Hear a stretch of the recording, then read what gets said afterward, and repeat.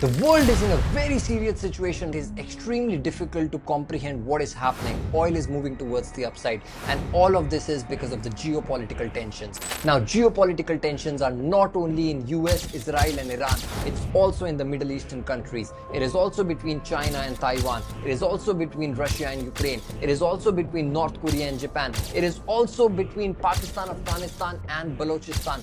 Guys, today's guest, Mr. Vays, researching since last 25 years, and he's gonna tell us why he believes that the World War III is going on right now. I think we are already in World War III. It's just moving a lot slower than in the past. The collapse of the US is coming, and it's coming from within. Unfortunately, Trump in his second stance proved that he's even more corrupt than the senators. Does Israel control the United States, or does the United States control Israel? So Tone, most people watching this podcast believe that the US-Iran-Israel war is going to be over soon. There will be ceasefire, oil will come back towards the downside, and everything will be back to normal by summer. But I want to know from you, what do you believe about the situation? You've been learning and studying about the geopolitical and monetary system from last 25 years, Tone. I'm very concerned that this conflict is going to last a long time because this time it is very, very different.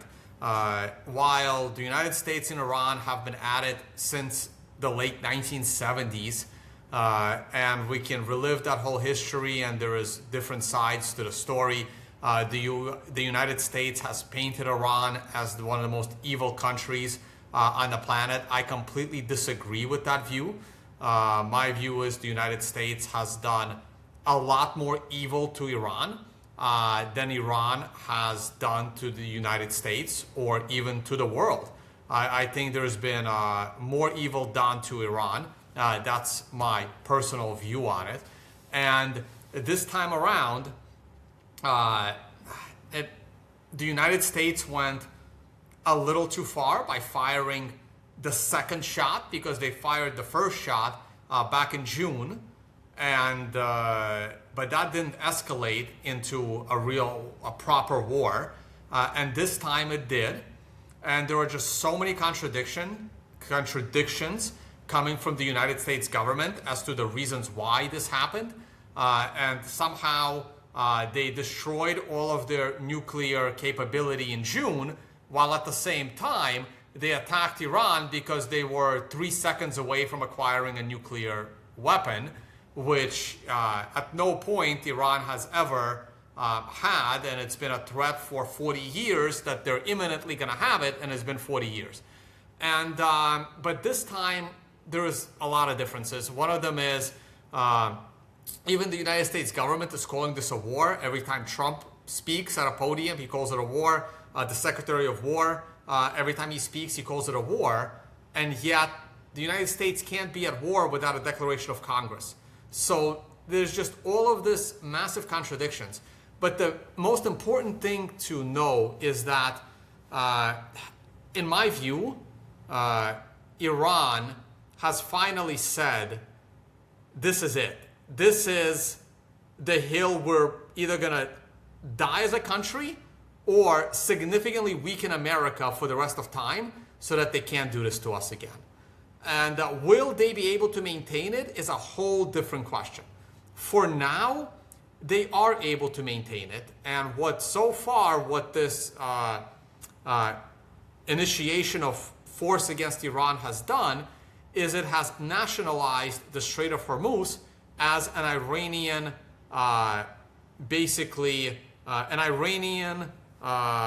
pathway for goods and services. The biggest of the goods happens to be oil, but there's also things like fertilizer and also food that goes to countries like the UAE and some of the other countries. So I don't see a resolution to this, because none of the objectives that the United States mentioned when they entered this conflict are even close to being achieved, while I think Iran has, at the moment, holds more cards. Iran has strengthened and the US has weakened. I have always said that the US military has shown its weakness with the way they pulled out of Afghanistan, and the world will no longer respect that weakness going forward. And this is a big nail in the collapse of the United States as the major global superpower. And at the best for the United States, they will share this title with Russia and China. And at worst for the United States, it would lead to a total breakup of the United States as a country, something they've been trying to do to Russia to the current Russia since 1991, after they broke up the Soviet Union. And that's the worst case scenario, is that America becomes at least two countries, as many as 50, but at least two, probably not 50, potentially 3 or 4, the breakup of the US. And the best case scenario for the United States 10 years from now is they are sharing the stage with Russia and China as an equal partner. Now, the United States has no interest in sharing the stage with Russia and China as an equal partner. And if they have to burn the entire planet to the ground to maintain their supremacy, they will try to do that. And this is why China understands this. And China has not entered any conflict whatsoever, and they are still trying to do their best to end the Taiwan conflict as peacefully as possible, which is why there was another recent meeting between the Taiwanese Prime Minister and Xi in order to try to resolve tensions in Taiwan. And I keep going backwards here because the United States was supposed to focus solely on China and Taiwan and try to contain China. But because they got stuck in Ukraine with Russia, expecting an imminent collapse of Russia, with Russia entering the Ukrainian territory, America and the West expected the sanctions and the world to unite around US and crush Russia in the first few months of the war. And as you know, because we did all those spaces, that did not happen. So American resources, instead of bringing down Russia in months or maybe a year, they're now still stuck in Ukraine. They expected the fall of Iran to be more similar to Venezuela, and that did not happen either. And now their massive resources are being diverted back to the Middle East, and Taiwan sees the writing on the wall that the United States cannot hold 3 wars at the same time. Ukraine, Iran, and China. So it makes sense for Taiwan to kind of start negotiating with China now, because they may not get the support that they expect if China does decide to enter Taiwan militarily, which I think they don't want to do. They don't plan to do it. They don't want to do it. They want to avoid it at all costs. But Russia was saying the same thing for 8 years until they eventually had to go into Ukraine, because all their efforts to avoid a hot conflict that involved shooting did not work. And this podcast would be 8 hours long if I go into the details as to why it didn't work. Now, in the meantime, as the United States continues to try to dominate the world, they were able to take 2 pawns off the board. Those pawns were Syria and Venezuela. Now, again, America tried to take out Syria back in 2015 under the Obama administration. Russia prevented that from happening. But why did Syria collapse so quickly? Well, because Russia was stuck in Ukraine. And that opened the opportunity for America to finish the Syrian overthrow and destabilization of Syria, because Russia was too busy in Ukraine and they could not properly protect Syria anymore. Okay, but this is also what Taiwan is looking at, because America is now stuck in 2 wars that they can't exit. That if China was to do something in Taiwan, it would be very difficult for America to intervene and protect Taiwan the way Russia was no longer able to protect Syria. Now, why was it so important for America to take out Syria? because with a stable Syria, they are not able to attack Iran because they need the Syrian airspace in order to do the bombing campaigns that they did, especially through Israel. So Syria was the prerequisite to go after Iran. And now let's go back to Venezuela. Why was it so important for America to take out Venezuela as another pawn on the chessboard? Well, two reasons. One is that America has it's like a giant mental crisis if any country in the American hemisphere even thinks about, cooperating with an adversarial nation. This is why there has been sanctions on Cuba since the 1960s. They still can't let it go, right? They still want to take over Cuba, this irrelevant island. And in a recent speech by Marco Rubio, they basically said that Cuba is some kind of a threat to the United States, and then they need to, take out Cuba. If Cuba is a threat to the United States, like, Cuba is not even a threat to a country like Haiti, which, this is insane, right? But it's this thing, it's like no country in the American hemisphere can even dream about having, major relations with a foreign country. But Cuba is generally irrelevant other than, too many people in Miami are from Cuba and they, want to just control Cuba. But Venezuela was providing a lot of oil to China. And in order to stop China from being the top superpower of the world, which is coming, there's nothing the United States can do about it. It is coming. Now, in order to delay this inevitability,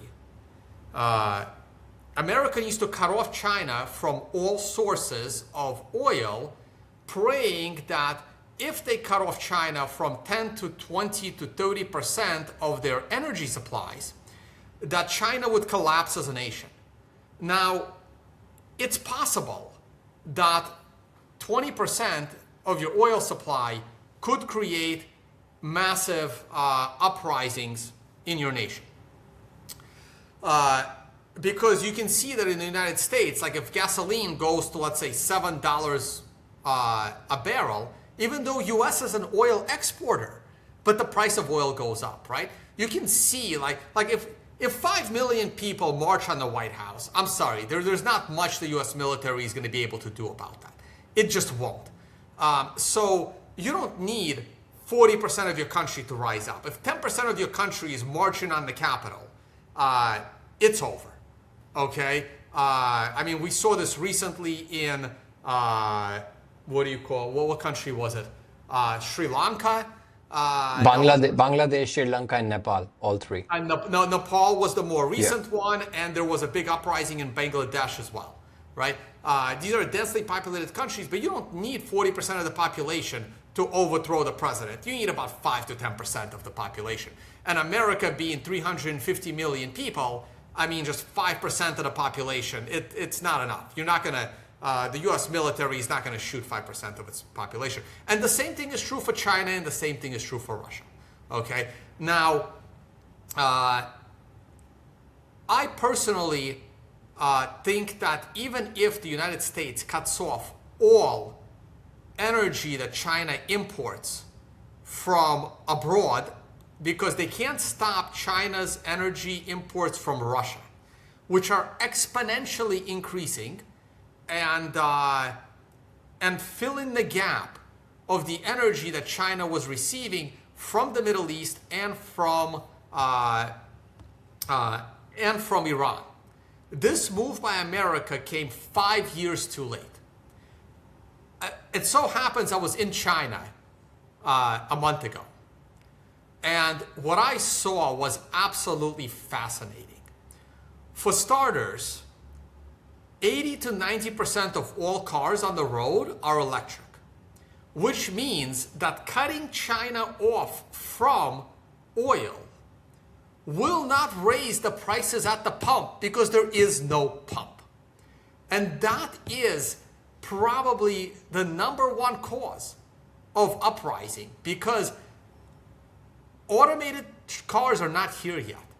Transportation is still the #1 employer as an industry of every country in the world. Maybe not every country in the world, but even in America today, transportation is still the #1 job sector. And if every car is electric and your country is not controlled by the crazy green movement that has removed nuclear power plants from your country, like Germany, then the biggest sector will still function with no imports of oil because they are functioning on electricity, which comes from nuclear power. So while American strategists might have thought that cutting off Venezuela and cutting off Iranian oil to China will somehow destabilize China, they have grossly misplayed that hand. Now, I'm not saying that is the main reason for the Venezuela conflict and the Iranian conflict. It may not be the main reason, but it was definitely a reason in my opinion. Now, the other big, I know you have more questions, but I hope if I go on a little bit longer. Keep going, sir. Keep going. Keep going. The other major question that is being debated right now is, does Israel control the United States or does the United States control Israel? And I'm going to ask you, what do you think? This was the question I had. This was actually the second question. So I wanted to ask you, what is happening here? Who is actually fighting? Because Israel, I know for a fact, maybe I'm wrong, that Israel actually controls a lot of election commission in the US, which is why Israel is pressurizing US to fight the war, and US has to fight the war. This is what I believe, but what do you think? So there are two opinion leaders on this issue that I strongly recommend people follow online. One is a professor from the University of Chicago named John Mearsheimer. I can't ever pronounce his last name. Mearsheimer. And 20 years ago, he wrote a book called The Israel Lobby, and he got a lot of massive shitstorm over that book, where he wrote 20 years ago that Israel controls the American government. And everything he wrote in that book is proving more and more true by the day. And while 10 years ago, no one really knew who he was, when in 2015, he did a presentation talking about the future of Ukraine, and everything was proven exactly like he said it was, like 7 years later and up to today. He became famous for that, and then then he became famous in saying everything about Israel that is coming true today, where he continues to say that the Israel lobby controls the United States politicians, whether through blackmail, through people like Epstein, who was undeniably an Israeli asset, probably multiple agencies, Israel, MI6 in the UK, and CIA, where the Israel lobby is so powerful that they do control the United States, presidents and Congress. They do it through several means. One of them is blackmail. One of them is they fund their campaigns. They anti-fund their political opponents. They basically get them elected. And they also fund and they also back people into the United States government that hold dual citizenships, that are very pro-Israel to begin with. So when you have people in the US government that are so pro-Israel that they would go against American interests. So that is John Mearsheimer's view, and it's very, very compelling. And we recently had a very senior member of like the anti-terrorist unit, the top member of the anti-terrorist unit, like quit his job, like saying that we went to war on behalf of another country. But then there is another view that I slightly lean towards. And that is the view of another very good YouTuber named Brian Berletic, whose YouTube channel is called The New Atlas. former Marine living in Thailand. And he has been saying for probably also close to 2 decades, maybe I don't think he doesn't look that old, so maybe 10 to 15 years that he's been online, in that Israel is the United States. And when Britain created Israel, but Britain was collapsing when they did it.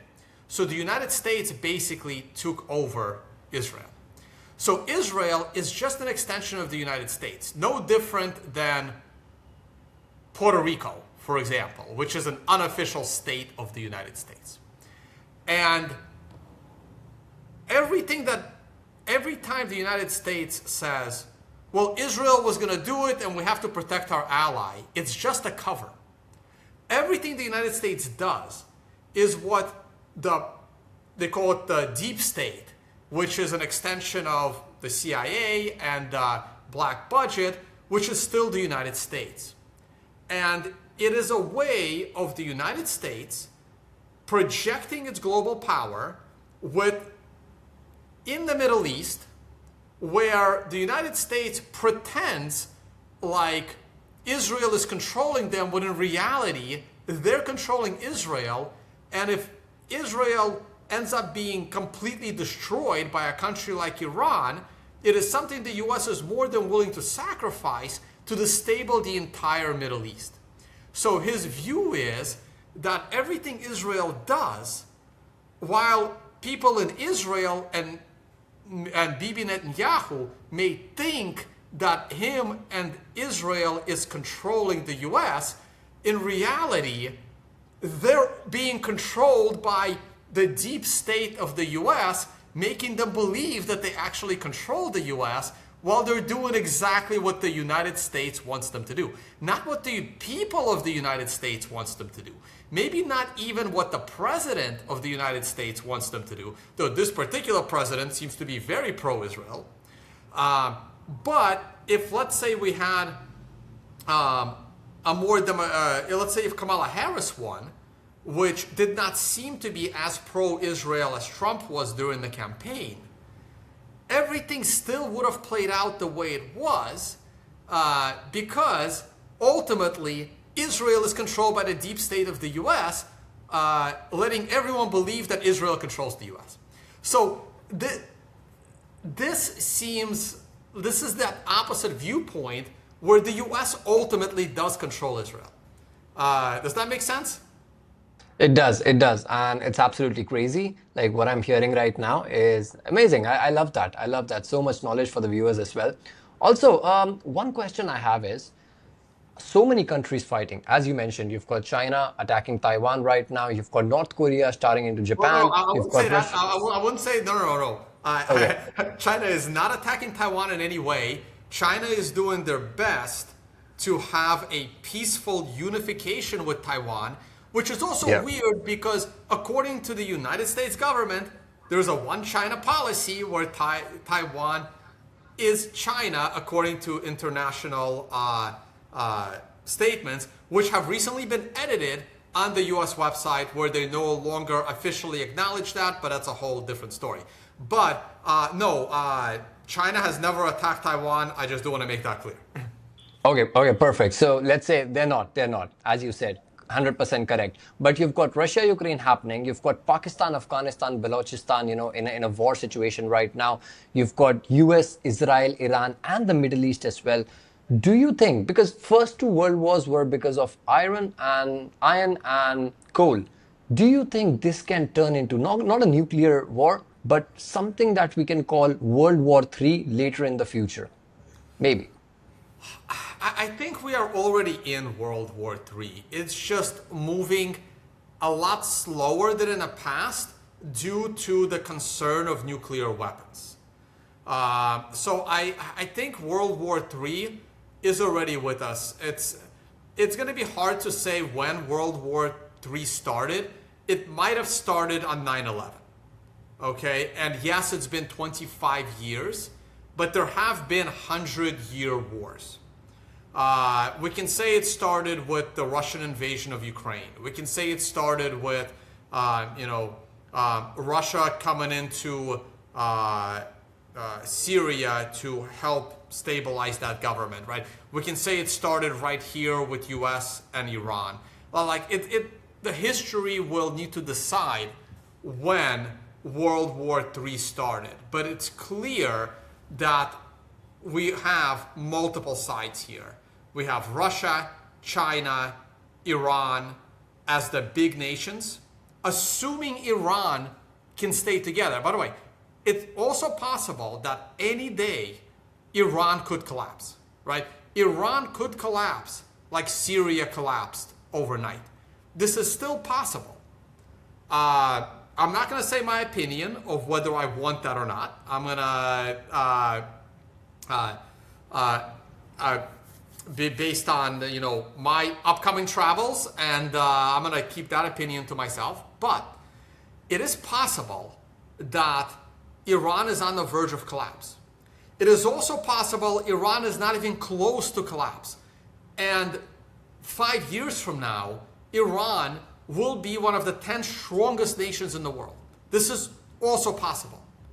Both of these things can have equal likely probabilities, because if Iran comes out on the other end of this, and the United States has no choice but to pull out all their bases out of the Middle East, and if things go catastrophically bad, I mean, people have to realize that if let's just not call it World War, let's call it the Middle East War, right? And in this Middle East War, it's Iran against all the other Middle East nations. Some of them are already trying not to antagonize Iran. Those would be Qatar and Oman. They are trying to, they're trying to make a deal. And Iran already said that they are willing to share revenue from the Strait of Hormuz with Oman. That could be a nice deal because Oman is the best nation for the United States to kind of stage its attacks from. And now you have the UAE and Saudi are very pro the United States in this battle, as we see. So let's say Qatar and Oman stay neutral. Kuwait, UAE, and Saudi in a war against just Iran, but Iran is getting assistance from China and Russia, and that's enough for Iran to hold its own with that assistance. And they have weapons, they have weapon manufacturing. The assistance that they really need is electronic, is surveillance, is intelligence, intelligence right. as well. Yeah. That's the assistance that they need the most. So with that, I mean, this is how Ukraine is able to hold its own against against Russia. It's not the weapons, it's the satellites, it's the what do you call it? The surveillance assistance.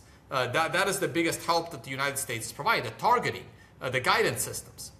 So if this, let's say, I hope this doesn't happen, if this escalates to a serious war, all Iran has to do is take out the water desalination systems of UAE and Saudi, and both of these countries become uninhabitable.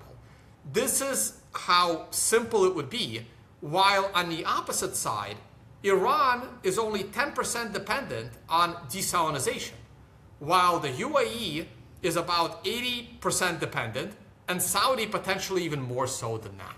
So it is. So if this escalates into a serious war, those countries in the Middle East will instantly be destabilized, right? Now, for all I know, Iran is one more bridge attack away from full destabilization. And then Iran gets taken off the board. you mentioned the World War III, right? At the moment, World War III is the unification of 4 big countries: China, Russia, Iran, and North Korea. While North Korea is I haven't been to North Korea. It's hard for me to comment on North Korea.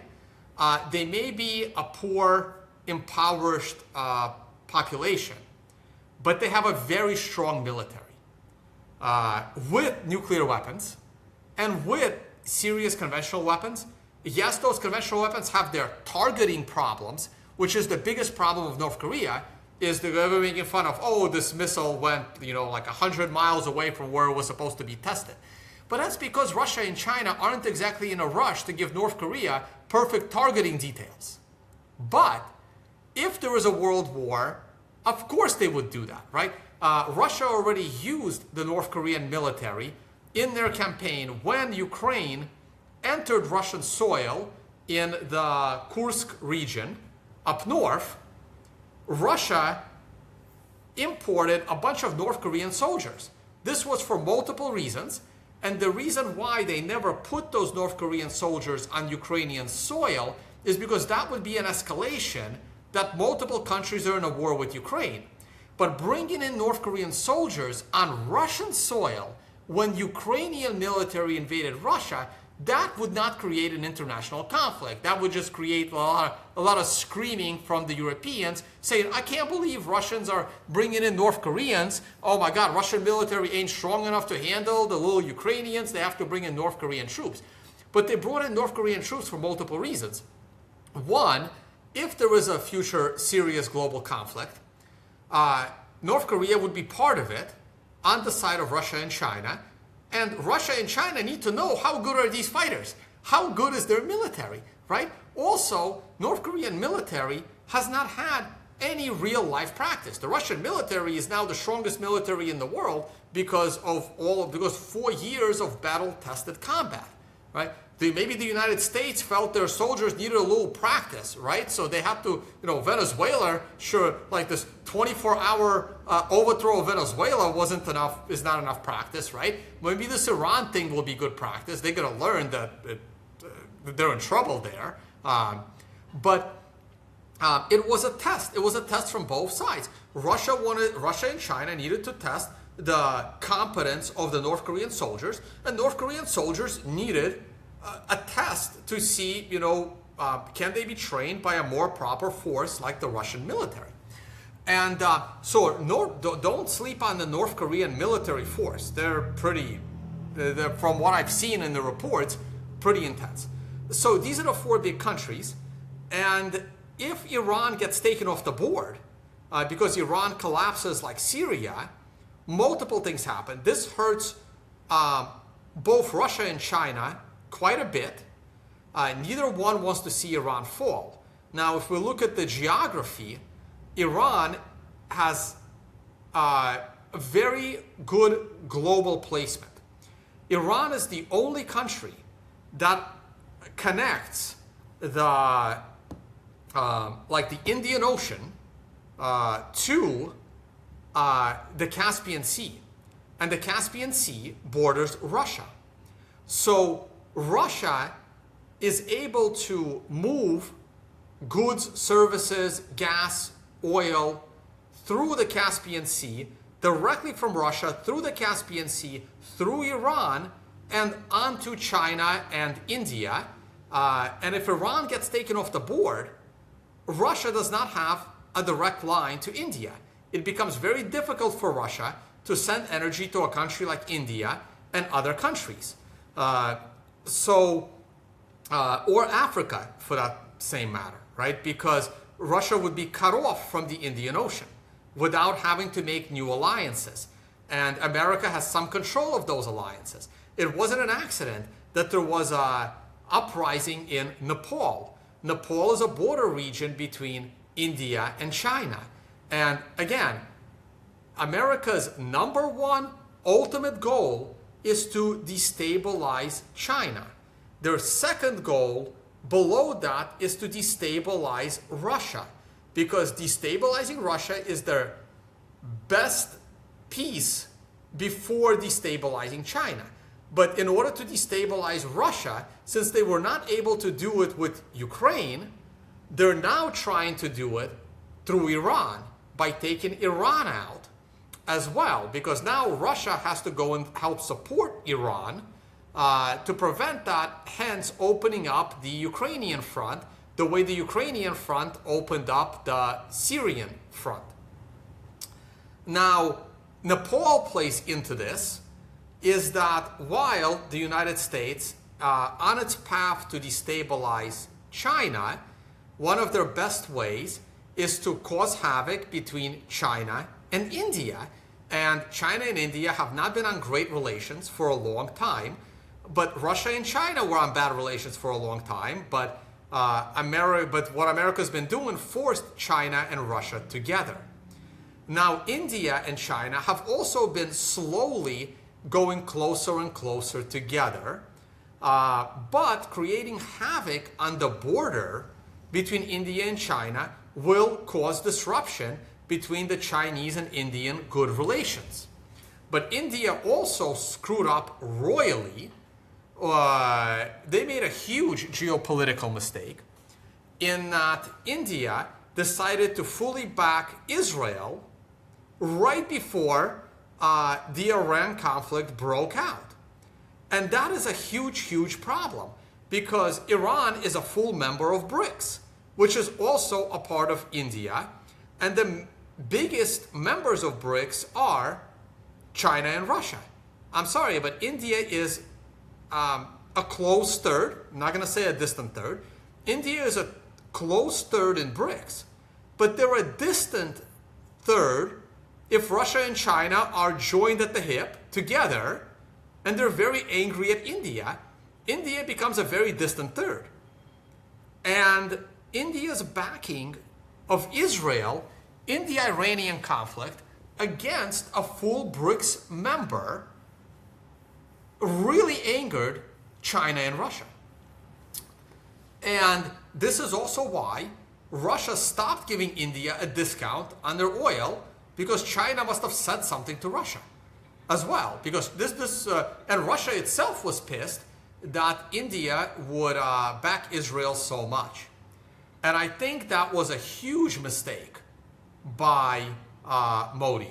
I know your background, you may not want to comment. Sometimes it's very difficult to comment because of potential future consequences, so I'm not going to ask for your opinion on this.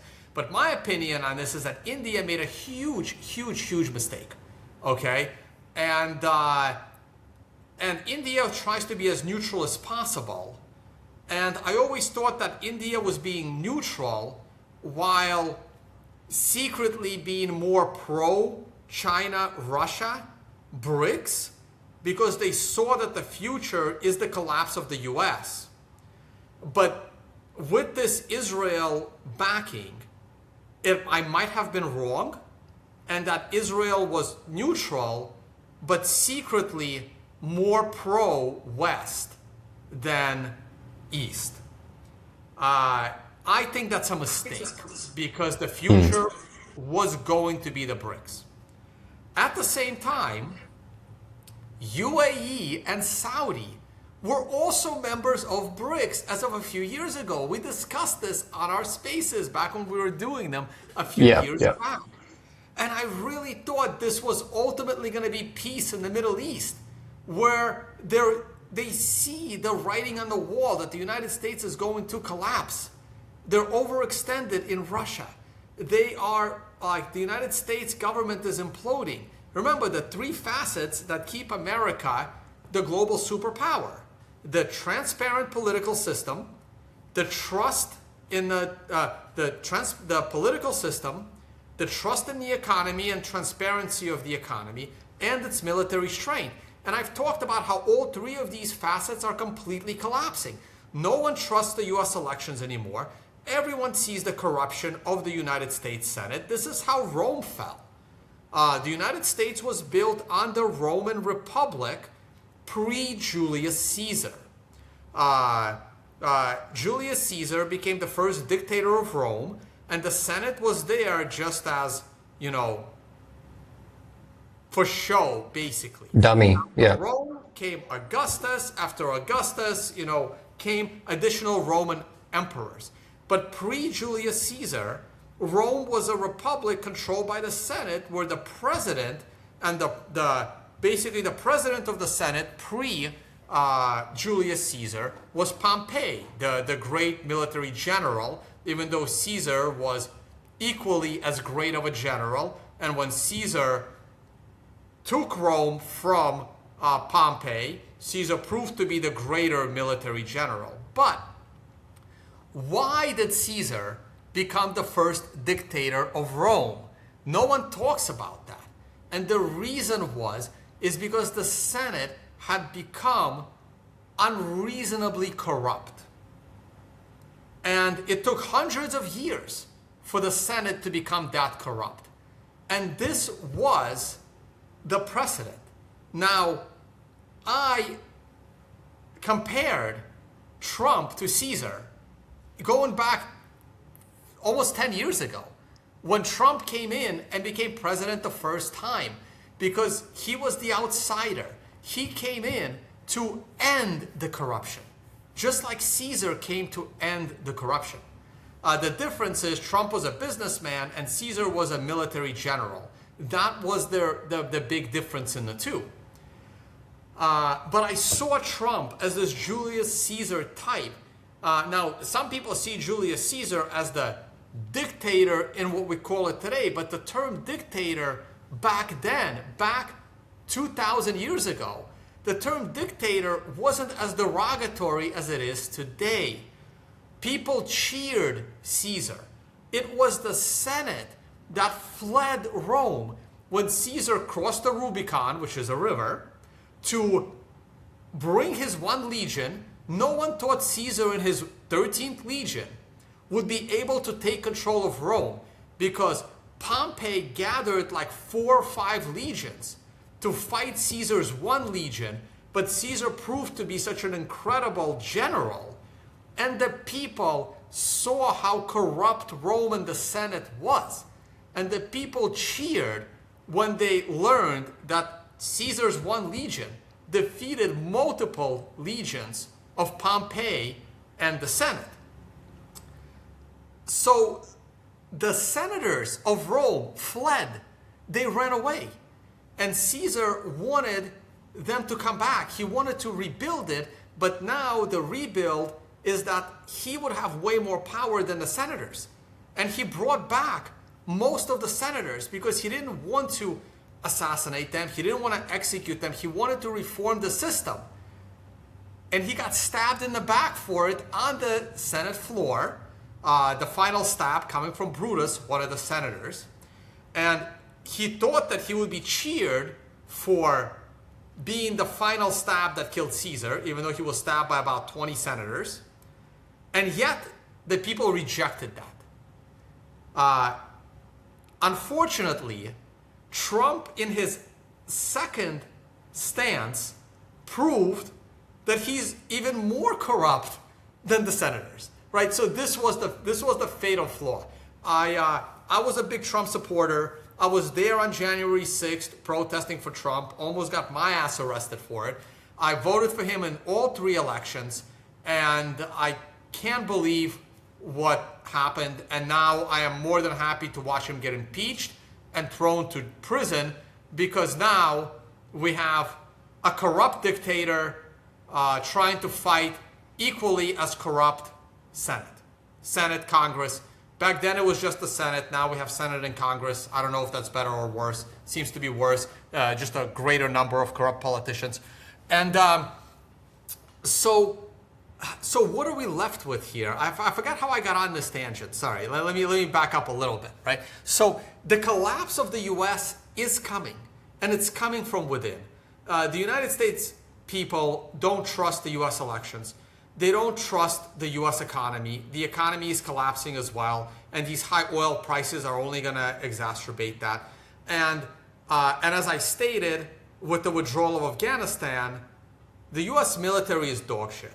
Now, they still have high-quality weapons, but they cannot invade a country like Iran, and they are clearly not winning in Ukraine against Russia, with all NATO forces and all their weapons combined.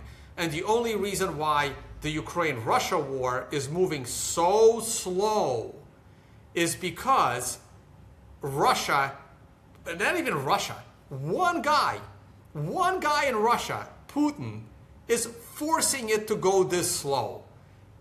Because he's still if there is a coup in Russia to take Putin out, it would be because he is fighting Ukraine with one hand tied behind Russian soldiers' back.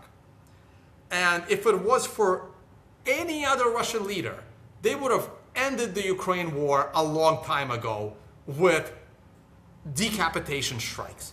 Just no holds barred. And there are multiple reasons as to why Putin is holding it back. One, he is doing his best to preserve as many Russian soldier lives as possible. He doesn't want to kill cousins of Russia because half of Ukraine is related to Russia. He sees it more as a civil conflict. And he looks deep into the future. If we have to live with this country of Ukraine, is still not going to go anywhere. There will always be a part of Ukraine. We have to live with these people going forward. We're not going to kill them all. We need to end it in a peaceful way. And for some reason, he has a lot of sentiment. He grew up in Germany. He speaks fluent German. He always had a soft spot for the West. He always wanted to make peace with America and the West. And for some reason, he still thinks that peace is possible. I think he's wrong. I don't think it's possible. Putin is holding back Russia from ending the Ukraine war. And that's why it's dragging on so long. And that's it. So American military is collapsing. We've talked about it many times. So yes. India choosing to side with the West is so strange to me. And this gets us back to UAE and Saudi. They were on a peace deal with Iran. Trump brokered a peace deal between UAE and Israel. I thought that was a path to peace in the Middle East. I thought that was a massive step. Well, I've spent a lot of time in the UAE. So many, I don't know if I should say Israelis or if I should say Jews in the UAE. Because not all Jews are Israelis and not all Israelis consider themselves Jewish, right? Because I personally hate the fact that Israel claims to be a Jewish state speaking for all the Jews. I think that is horrible. I don't think that's true. I'm sorry, Israel does not speak for every Jew on this planet. They speak for maybe 10%, but they claim that they speak for them all, which is so unfortunate. And this is why a lot of Jews did not want Israel to begin with, because they saw this down the line as well. And there was a famous rabbi, when Israel was created as a state, he basically said he's against having a Jewish state, because by having a Jewish state, you would now make Jews all over the world aliens in their own countries.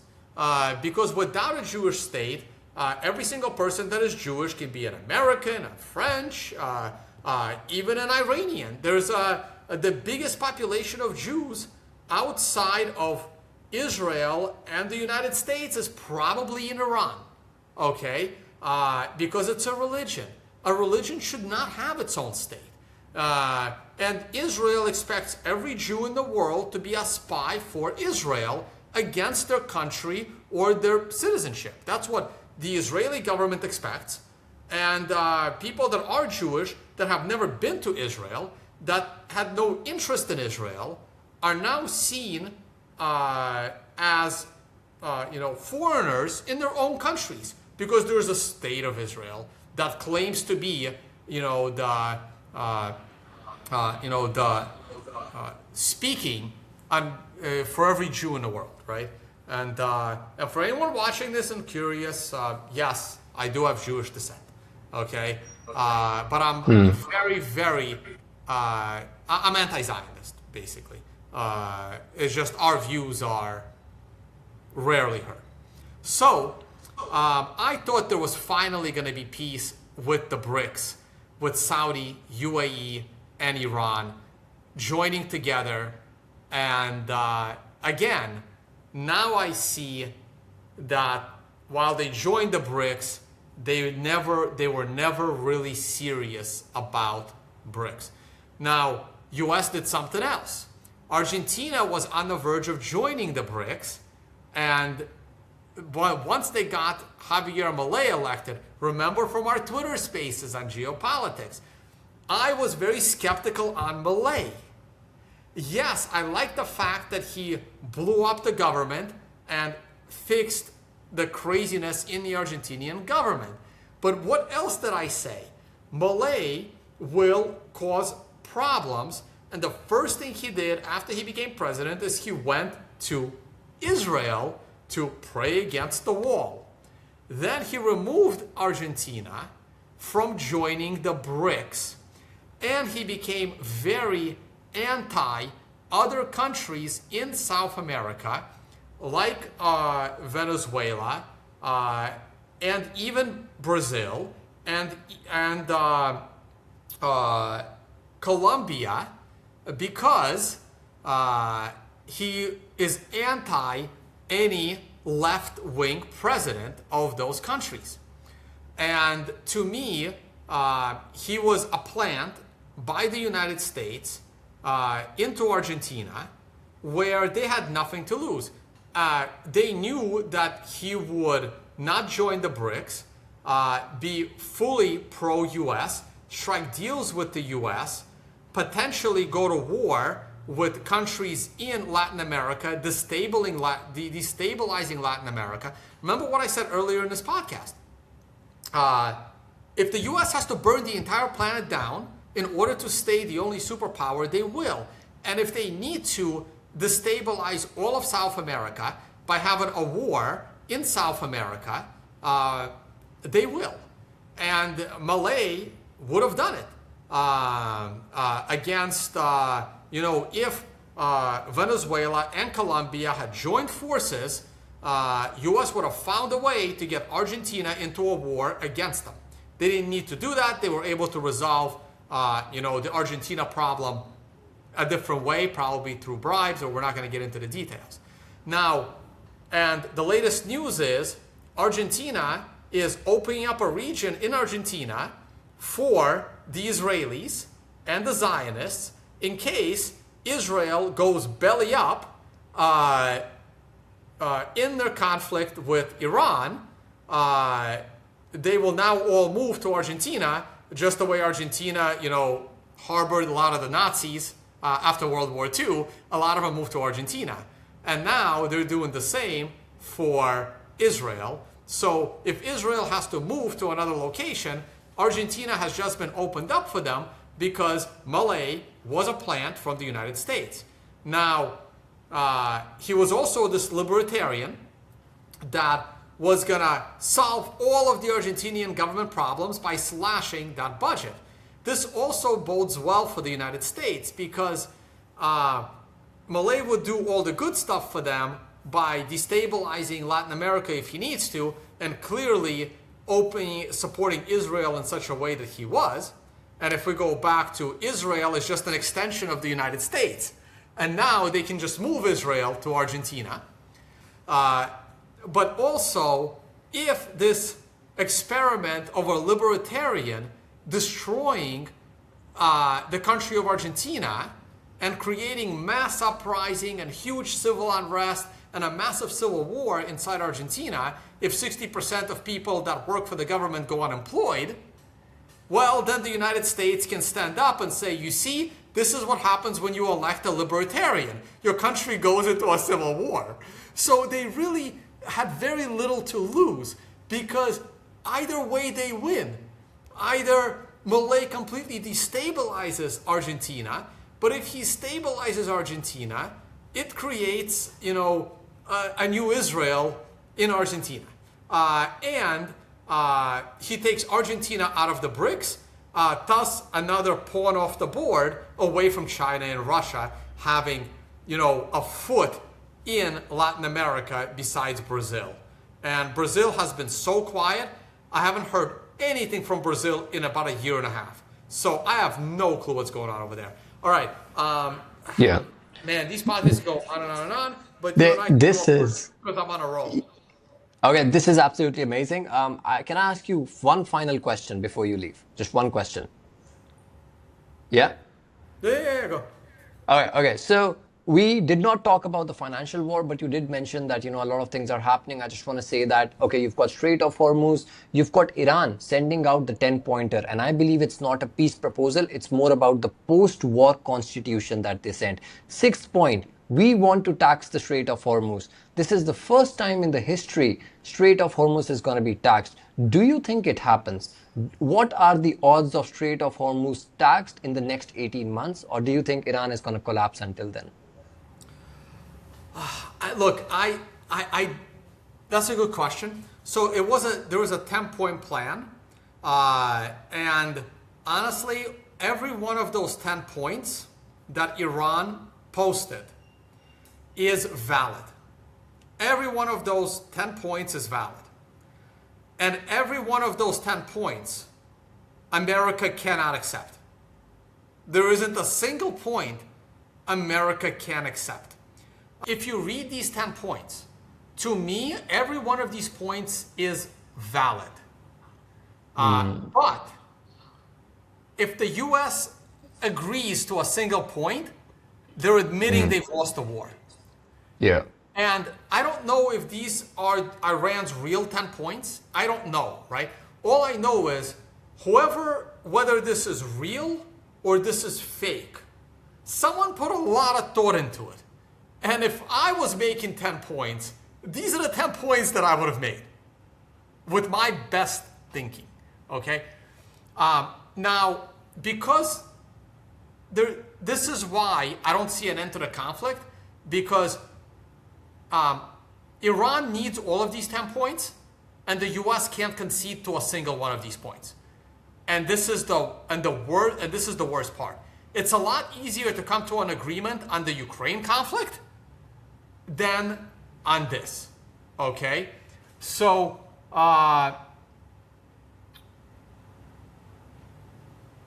having said that, what are the chances Iran collapses like Syria in the next 18 months or the next 18 days? I have absolutely no idea.